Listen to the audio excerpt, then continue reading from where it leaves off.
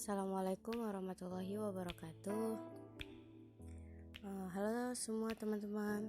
Perkenalkan, nama saya Vivien Kartika. Di sini saya akan sedikit menjelaskan tentang uji Fisher dan uji Bartlett.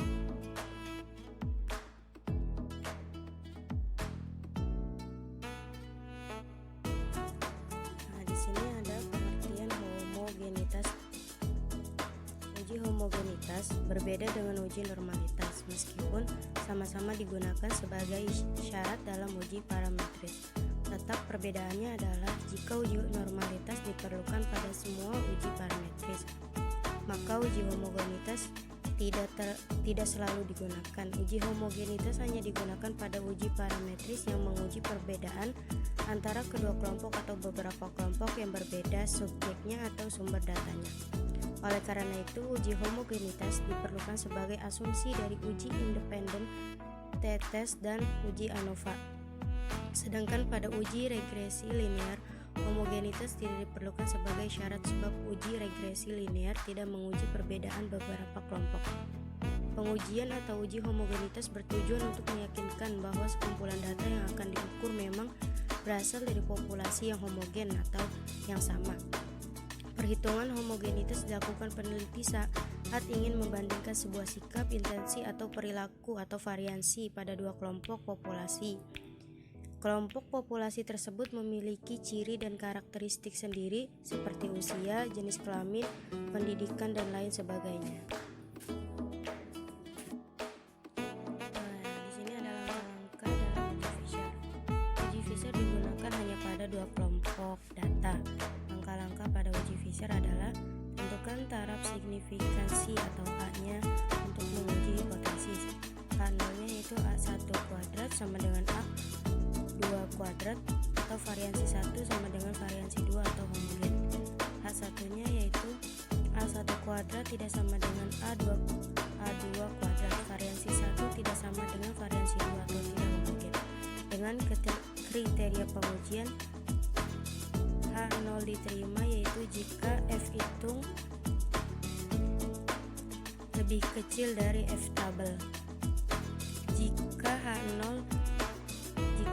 ditolak yaitu F hitung lebih besar dari F tabel. Menghitung variansi tiap kelompok data.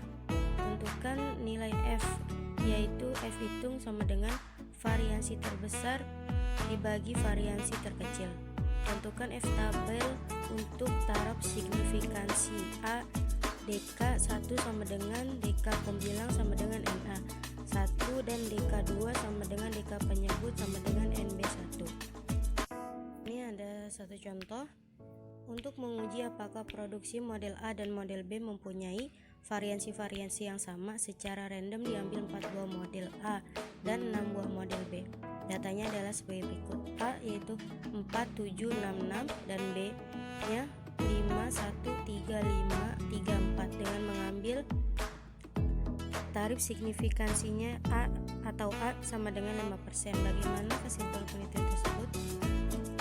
H0-nya yaitu A1 kuadrat sama dengan A2 kuadrat, yaitu variansi populasi homogen. H1-nya yaitu A1 kuadrat tidak sama dengan A2 kuadrat atau variansi populasinya tidak homogen. Tingkat signifikansinya A sama dengan 0,05. Statistik uji yang digunakan yaitu F sama dengan S1 kuadrat per S2 kuadrat. Nah, di sini ada sebuah tabel model A yaitu 4, 7, 6, 6 dan model B-nya yaitu 5, 1, 3, 5, 3, 4. Nah, N1-nya yaitu sama dengan 4, N2 sama dengan 6, X-nya sama dengan 5,75 dan X model B-nya yaitu 3,5. S1 untuk model A-nya yaitu sama dengan 1,258306 dan S2 untuk model B-nya yaitu 1,536575 dan S1 S1 kuadrat untuk model A nya yaitu 58333. Nah, untuk S2 kuadrat untuk model B nya yaitu 2,3. Nah, komputasi F sama dengan 2,3 per 1,58333 sama dengan 1,452632. Daerah kritisnya yaitu daerah kritis pembilang 6 dikurang 1 sama dengan 5. Daerah kritis 4. Nah, ini daerah kritis untuk model A itu 4 dikurang 1 sama dengan 3. Harga F tabel sama dengan 9,01. Keputusan ujinya yaitu F tabel lebih besar dari FOBS sehingga H0 diterima. Kesimpulan, variansi populasinya yaitu homogen atau sama. Yang kedua yaitu uji Bartlett. MS Bartlett tahun 1937 mengusulkan uji homogenitas satu himpunan varians, misalkan sampel berukuran N1, N2 dan seterusnya sampai Nk dengan data YJ sama dengan I sama dengan 12 K dan J sama dengan 12 Nk, dan hasil pengamatan telah disusun. Selanjutnya sampel-sampel dihitung variansinya masing-masing, yaitu S1 kuadrat, S2 kuadrat, sampai SK kuadrat. Nah, di sini ada contoh uji Bartlett. Diambil data pertumbuhan berat badan anak sapi karena 4 jenis makanan. Nah, di sini data populasinya itu sapi 1 12, 20, 23, 10, 17.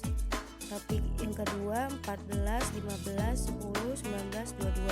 Sapi ketiga 16, 20. Dan sapi terakhir 9, 14, 18, 19. Dengan variansi setiap adalah sebagai berikut.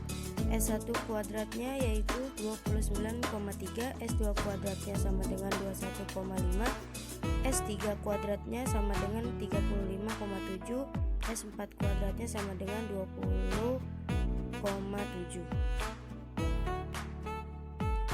Satu hipotesis 2 H0 A1 kuadrat sama dengan A2 kuadrat sama dengan A3 kuadrat sama dengan A4 kuadrat. H1-nya A1